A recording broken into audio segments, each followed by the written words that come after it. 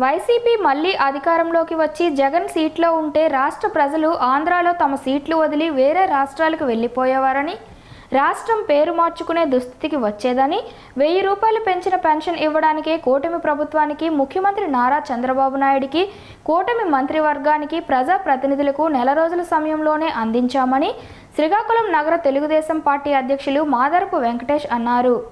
చెత్తపై పన్ను రద్దు చేసిన కూటమి ప్రభుత్వానికి, వైసీపీ చెత్త పాలనలో చెత్త నిర్ణయాల నుండి విముక్తి కలిగిస్తున్న ప్రజాహితులు, పాలకులు, ముఖ్యమంత్రి నారా చంద్రబాబు నాయుడికి, ఉప ముఖ్యమంత్రి పవన్ కళ్యాణ్కి, రాష్ట్ర భవిష్యత్ భరోసా నారా లోకేష్ బాబుకి, కేంద్ర రాష్ట్ర మంత్రి వర్యులు, నిరంతర ప్రజాపక్ష నేతలు, చెప్పింది చేసి చూపించే కింజరాపు అచ్చెన్నాయుడికి, కింజరాపు రామ్మోహన్ నాయుడికి, కూటమి మంత్రివర్గానికి, ప్రజాప్రతినిధులకు, శ్రీకాకుళం నియోజకవర్గం ఎమ్మెల్యే విలువైన సమయాన్ని అంతా ప్రజా సంక్షేమం, అభివృద్ధి కోసమే నిత్యం శ్రమిస్తూ ఇటు ఆపదలో ఉండే కార్యకర్తలకు అండగా నిలుస్తున్న సేవా తత్పరుడు, సంచలన చరిత్రకారుడు ఎమ్మెల్యే గొండు శంకర్కి కృతజ్ఞతలు తెలిపారు. వైసీపీ గత వరస్ట్ పాలనలో వరదలు, ప్రకృతి వైపరీత్యాలు మొన్నటి విజయవాడలో లాగా వచ్చినట్లు ఉంటే రాష్ట్రం సర్వనాశనం అయ్యేదని అన్నారు. జగన్ ప్యాలెస్ దాటి రాడని, ఆయన వచ్చేటప్పటికే అంతా అయిపోతుందని, అప్పుడు కూడా పరదాలు కట్టుకుని ఆకాశ మార్గాన్ని పయనిస్తారని చెప్పారు. మంజూరు చేయడం జరిగింది. ఉచిత ఇసుకిస్తున్నాం. మళ్ళీ రేపు రాబోయే రోజుల్లో దీపావళికి మరో సూపర్ 6 పథకం, ఉచిత గ్యాస్ కూడా అందించే ఏర్పాట్లు చేస్తామని ముఖ్యమంత్రి చంద్రబాబు నాయుడు ప్రకటించారు. దీపావళికి అది అందిస్తాం.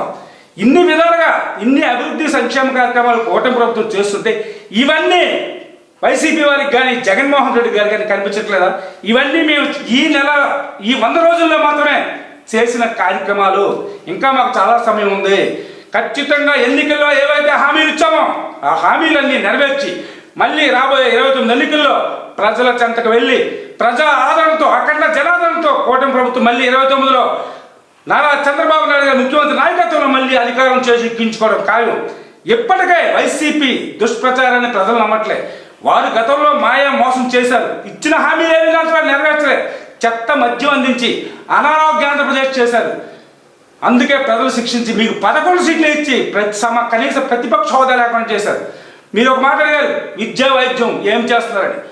విద్య కోసమే చెప్తున్నాం. విద్యాశాఖ మంత్రిగా రాష్ట్ర ఐటీ విద్యాశాఖ మంత్రి వారు, రాష్ట్ర భవిష్యత్ భరోసా గౌరవ నారా లోకేష్ బాబు గారు మొన్న శ్రీకాకుళంలో ఆకస్మికంగా హెచ్ఎల్ వీధిలో ఉన్న స్కూల్కి వచ్చి విజిట్ చేయడం జరిగింది. అక్కడ పరిస్థితులు, అక్కడ స్కూల్ ఇబ్బంది చూసి చాలా బాధపడ్డారు. రాష్ట్ర వ్యాప్తంగా ఆయన ఇట్లాగే ఆకస్మిక తనిఖీలు చేసి విద్యా వ్యవస్థను గాలిలో పెడతారు. మీ వైసీపీ హయాంలో విద్యా వ్యవస్థ పూర్తిగా భ్రష్టు పెట్టిపోయింది.